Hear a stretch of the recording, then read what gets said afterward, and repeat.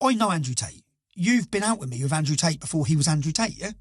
Before he was this superstar. Before he was Top G. Before he was Top G, we went out together with him in London, yeah? Tate's a genius, yeah?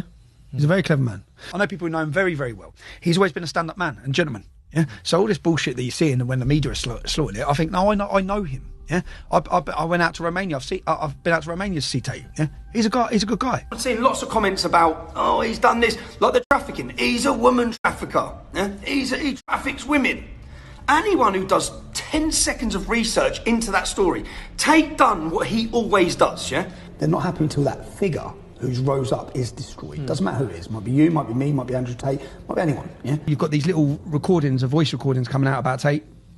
Talking about raping a woman or something, yeah? They want to ruin him with the child trafficking. I see someone, they're trying to print him now about young girls and because he approached this 16-year-old and all this. I see them saying all this on the media. They want to now portray him as a wrong un. They want everyone to buy their shit. Do you want to see this clip quickly, actually? Funny enough. Hold on. April Baker. That was her name. And I was like, you're hot. So I messaged her. She's like, I'm only 16. I was like, give a fuck. Top camera. Maybe she's nearly 17.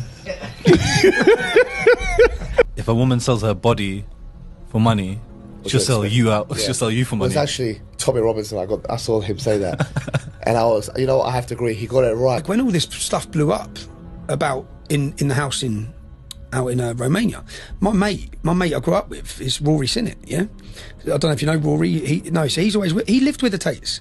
I rang him up and said, "Bruv, what's going on? What's this about?" Like, I said, tell me, and he goes, it's bullshit, mate. They'll say sexual allegations, they'll say this. Headlines will be pumped, not left-wing media, right-wing media. Everyone will convict him before he's even been tried, yeah?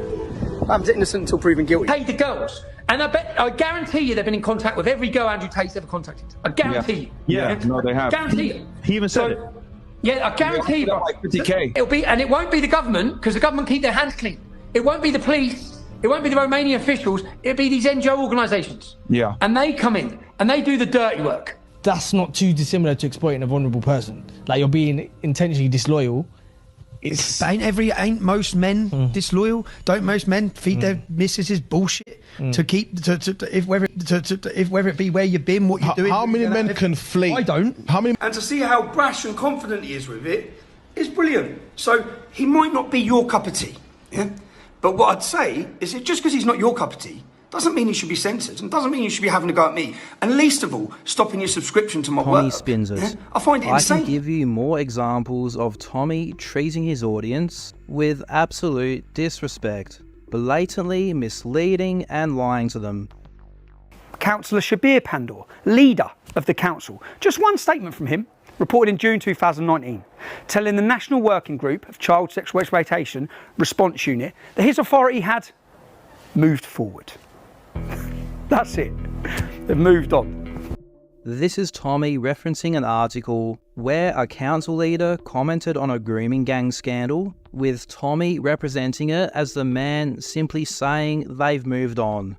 Well, here is the article that Tommy showed on screen. Not a great title, I'll give you that.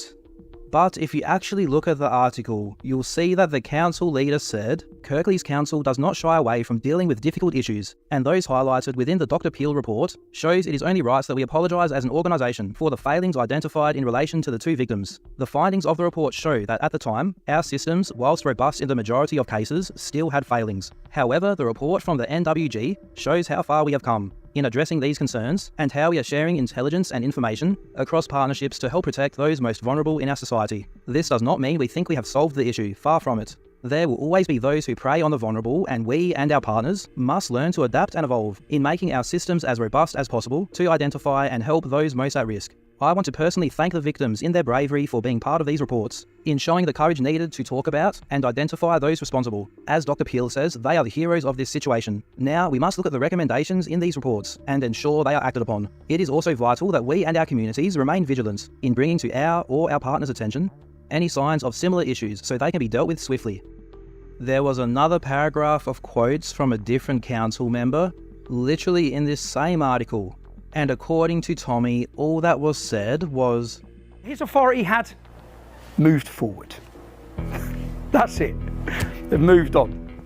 This shows that during Tommy's documentary Silenced, Not only did he repeat the same serious defamatory comments against Jamal, but he can't help himself from telling small unnecessary lies constantly to his audience.